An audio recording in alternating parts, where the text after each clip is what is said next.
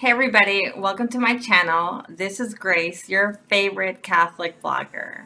And today we're going to be talking about randomness. I'm not even sure what I'm going to call this video today, to be perfectly honest with you. I do want to pick up where we left off last week, talking about the Rosary and then just my general lack of organization as of late. But I did want to start with I've talked to you guys a little bit about being a 24/7 Catholic, right? 24/7 Catholic, that's every day, not just showing up to Mass on Sundays, or if you're Christian, just not showing up to worship on a Wednesday or Sunday, whenever it is that you do that. And honestly, when I say how to be a 24/7 Catholic, it's because I'm Catholic. So I'm looking at everything from that Catholic lens. Of course, if you are not a Catholic, but you are God-fearing, then this would definitely apply to you as well. It may look a little different, but you have to ask yourself, are you close to God every day, all day, or just on that service day, on worship day, Mass for us? And that's a tough question because it can become a little overwhelming. We are busy folks. I mean, for one, I am feeling crazy unorganized lately. I was just telling my son Max this morning. I don't know if you can relate, but when you have all these things going on, like I've got the Catholic daughters, I've got my daughter in her confirmation classes, I have work, I have blogging, I'm also a pet owner, I have my furry babies, I have my Bible study work, I have reading, I have vlogging. I mean, where did the month go? My goal for October was to get this YouTube channel fantastic. And while it's getting there, clearly, as you can see, I still have not invested in the video equipment that I need to properly turn this up. But, be patient with me. I think I'm relatable. I mean, honestly, you have to visit my my webpage, www.prayerandpassports.com, and then go to the About Me page. I'll provide a link down at the bottom so that you can quickly get there and just get to know me. I don't know, I'm pretty relatable. I don't look my age, and at some point I'll probably be blogging a little bit about my trip with Retin-A.1 and my fight against wrinkles. I am 100% age agnostic. Not happy about the number. I am happy to be on this side of the earth, though. So, anyways, back to what I was saying earlier. Being a 24/7 Catholic to me means incorporating God into my everyday. I mean, I feel like we are the face of Jesus on earth. We are part of the mystical body. And so what I can do from a grace perspective, I mean, I view my life as a vessel and my opportunity to evangelize, a fisher of men, casting that net, right? Not trying to recruit, because that's not really what we do as Catholics, but definitely trying to serve as a good example of what a Catholic woman looks like. What does she look like? Well, she gets highlights. She has tattoos. She travels, she works out, she's a mom, she has a potty mouth, bad Grace. She reads a lot, but definitely it's that lens, as I was saying earlier, right? So it affects how I think about things, it affects definitely how I act, or hopefully, it affects how I listen and what I listen to. What I say and what I watch, right? So I have to say that my taste in music has changed. Yes, I love country music, and hell yeah, I love my Christian music. Follow me on Spotify so that you can enjoy my playlist. You'll see a wide range. I mean, if you are not into country music, you will be if you listen to my country pop list.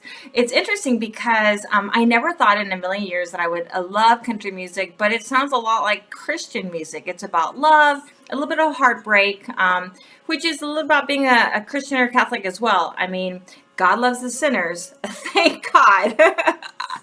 So, yeah, I mean, it's affected how I view life, how I vote.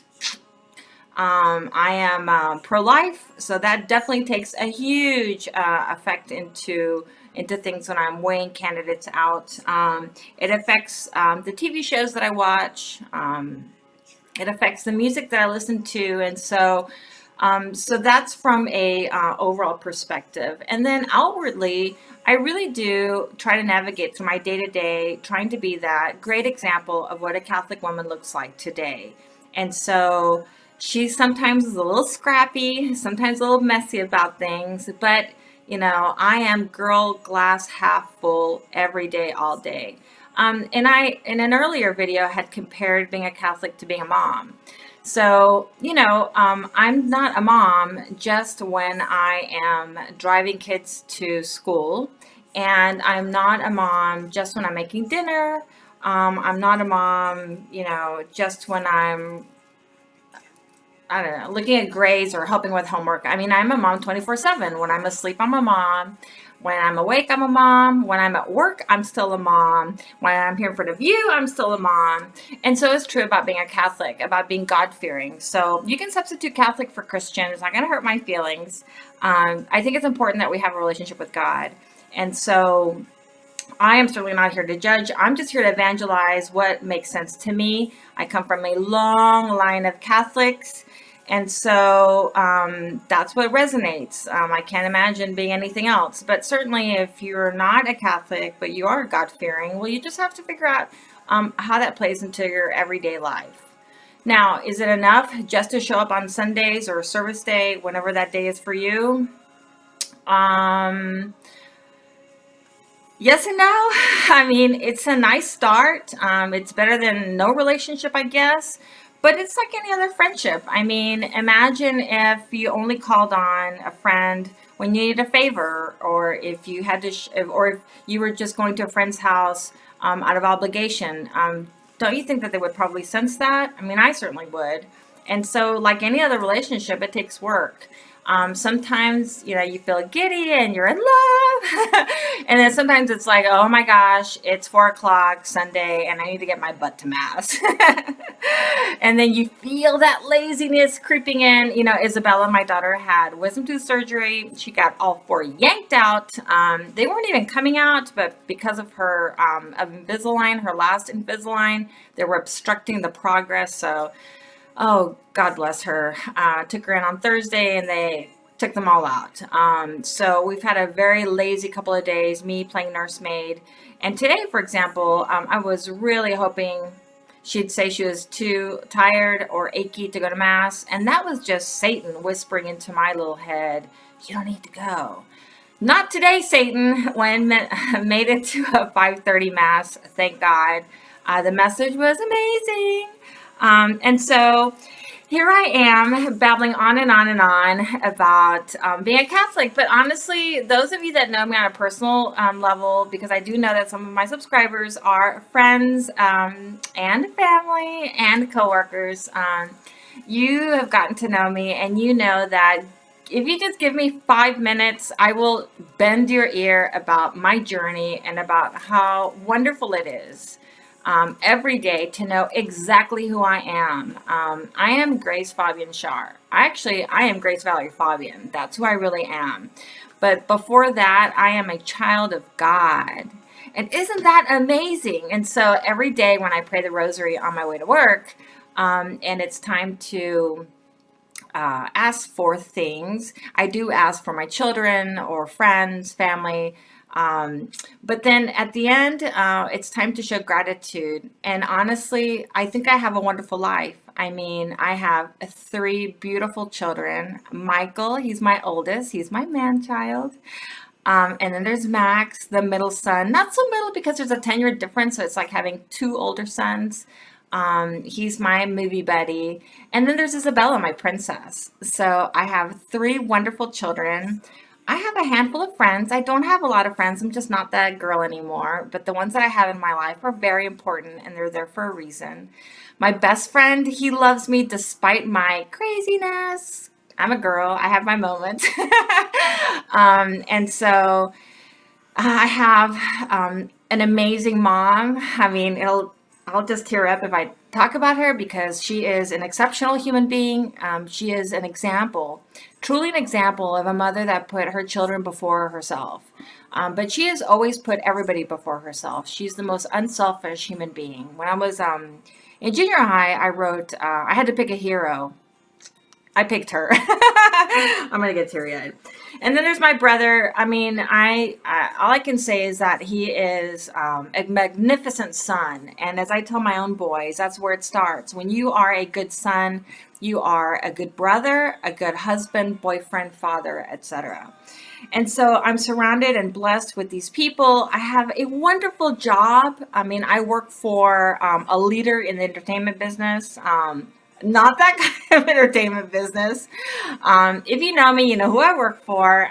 It's an amazing company. I'm not really sure if I can say on video who they are, but if you just Google me, linked me in, or linked in me, you'll know who I work for. Anyways, just blessed. And then I'm in pretty good health for a woman my age. Should I tell you how old I am? No. Okay, so let's just say that I have passed that a very significant birthday. And yet again, if you go back to my webpage, that www.prayerandpassports.com, you will find my birthday manifestos, because every year, instead of lamenting the number of candles on my cake, I count my blessings. So then that takes me back to what I was talking earlier about when it comes time to pray. And do I look like I'm out of focus? I do, don't I? What is going on there? All right, I don't know. Anyways, last week I was talking to you guys a little bit about the Rosary Challenge that I had heard about, and that actually brought up a lot of really good questions. A good conversation I had with my mother a couple of days later, and so I thought it would make sense if I would circle back and kind of explain to you guys what it was that I was actually talking about. So okay, first of all, you see this, right? So this is, well, for those of you who are Catholic, you're going to be like, whatever, I already know what she's talking about. So you can just skip to the front. No, come on, just don't skip ahead. I see my children do that, skipping ahead on a YouTube video. You don't want to do that. I mean, look at me. I'm kind of cute. You could miss out on something exceptionally adorable or enlightening. So the Rosary, back to this little guy. This is definitely like my everyday companion. And so as I came back to the church in the spring, I got a little confused, and I confused the Rosary with where is it? With the Divine Mercy Chaplet, also very inspiring. So let me just explain a little bit, backtrack what I was talking about last week, and clarify maybe any questions that you have. So last week I was talking about how I was praying the Divine Mercy Chaplet every day to work. It's a singing rosary. It's not an actual rosary because the prayers are different. You do start off with an Our Father, a Hail Mary, and the Apostles' Creed. But then there's a host of other prayers. And again, it is in reference to the Divine Mercy that Jesus bestowed, inspired Sister Faustina. Yeah, Faustina Kowalski, back in the early 1900s, which is very interesting because it's typically the Virgin Mary that appears, but this time it was Jesus himself that inspired the Divine Mercy. And so, you know, we are asked to share in this message, in this devotion, not just because it's a devotion to God, but that it's because it's all about his love for us, right? So we're to trust in him. And this is really as easy as A, B, C. So as easy as A, you ask for God's mercy. Remember, God loves his sinners. B, you're merciful to others. And then C, you just completely trust in Jesus Christ. And that's where leaving things at the altar, hugely important. To be honest, sometimes it's a little hard. We get a little controller-ish. We want to leave something at the altar, but then we still want to hover over the concept and just obsess over it. But when you leave something at the cross and you completely trust in Jesus, you have to really walk away. I mean, for example, if you're praying for someone who's sick or a child, you have to remember that we are all God's children. So if we love our children, our loved ones, imagine how much this guy loves our children. A lot more than we do. So I was praying the Divine Mercy Chaplet every day on my way to work, and gave me a lot of peace. I promise you that I am someone that, first, does not like to drive. Two, I have a long commute, as most people do these days, and it was just very stressful. You know, you're trying to rush in, people are cutting you off, people are zooming past you, don't understand that we're all going to meet up at the stoplight. And so I had tried mindful exercises of doing a body scan. I thought about many other things, but honestly, my commute to work didn't change dramatically until I started praying the Divine Mercy Chaplet. So then I was watching that YouTube video that I mentioned last week about the young man that was inviting everybody to say the full rosary every day. And that's where I think some confusion came in. So there are four mysteries. So a rosary has decades, right? So these are decades. There's 10 decades, and each decade, and then you go all the way around 5 times. All right. So how to explain this? There's like a story, right? So the rosary tells a story from the moment that Jesus is announced that he is coming as a baby to his ascension and beyond. And so there are 4 mysteries. So essentially you would go around this rosary 4 times. Okay, so there is the joyful mystery, there is the glorious mystery, the sorrowful, and the luminous, right? So within each of those mysteries, stories, if you will, there are like chapters, right? And so you pray 10 Hail Marys, and you reflect on that passage, right? And that's what gets you around the rosary. So essentially, if you were going to say 1 full rosary, that means that you would go around this bad boy 4 times. It's a lot of meditation. But the young man that was, and this is nothing that the church is asking of us. This is something that a fellow Catholic came across, and it worked for him, and I thought it was super cool. And so what he was asking all of us is to pray this 4 times every day, and that if we followed his example, that we would achieve this sense of enlightenment, of course, or not, maybe not enlightenment, but this sense of spirituality, higher spirituality, which makes sense, right? Because this is 100% meditation. You are meditating on the mystery, that story of the day. And why do I say the story of the day? Because traditionally speaking, those 4 mysteries are divided up in different days. So for example, you would pray the joyful on, I don't know, Friday and Sunday. I don't know them by heart. And so nobody that I know prays all 4 mysteries, this guy, 4 times. That's quite a feat. But I thought, you know what? I would love to try that out. So I found on Spotify this rosary companion, and you can say the 1 rosary, just go around once, in 15 minutes. And so that's what I've been doing for the last couple of weeks. I've been saying the rosary companion in my car, and it's just been crazy. I'm like rushing through the rosary. My mother, I was talking to her about it, and she was trying to imitate how fast you would have to say it. And oh my God, we both started laughing. It was an amazing conversation, as most are. And you know what? That just kind of, I don't know if it has anything to do with how I feel right now in my life, but rushing through the rosary every day. Oh my gosh, it keeps going out of focus. How do I get it in focus? Now, I don't know.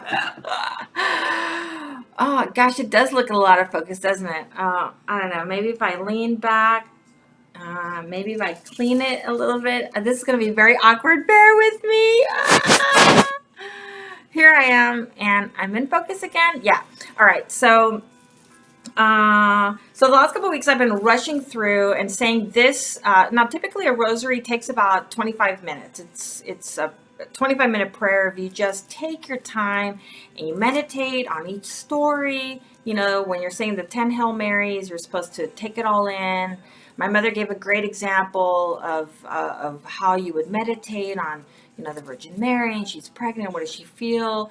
And so you can't do that with the 15-minute rosary. And so for the last couple of weeks, I've been saying that 15-minute rosary, thinking that if I could just get control of that, then that would allow me to say this 4 times. I could say the full rosary in one day, because then we're only talking about 20 minutes, 25 minutes times 4. So what, like an hour and 15 minutes, my lunch break or on my way to work. But I don't know. It's just rushing through the rosary with that 15-minute companion is, I think, a good use of time if you're in a pinch. But yeah, that's not working for me, because honestly, I feel like that has just spiraled into me feeling like I am rushed every day, all day about everything. So I had asked you guys what you thought about me praying the full rosary, 4 mysteries in one day. Didn't get a lot of opinion, except my mother did call me to give me her opinion, and I do value her opinion, and she's right. The idea of praying the rosary. Now, for my non-Catholic friends, no, this does not come in the Bible. The prayers that are said in this rosary are in the Bible, but the Bible does not ask us to pray the rosary. The rosary, the Virgin Mary herself presented herself and asked that we pray the rosary. And there's some really cool pamphlets on that. There's some great books on why we should pray the rosary.